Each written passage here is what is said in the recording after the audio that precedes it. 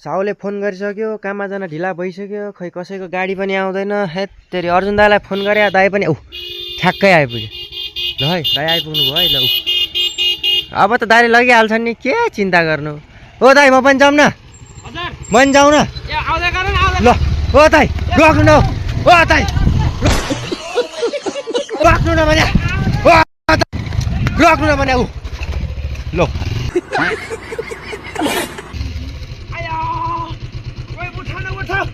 उठाउँदैन म लान्छु क्या, उठाउन अहिले लान्छु, रोक्या भए हुँदैन। ठिक्क परे खुच्ची अहिले आया आया आया आया म गएकोमा त उठाउँछ भने होला, बस्नु आफै गएको आफै थिचेर बस्नु। ल राम्रै भयो, ल गएकोमा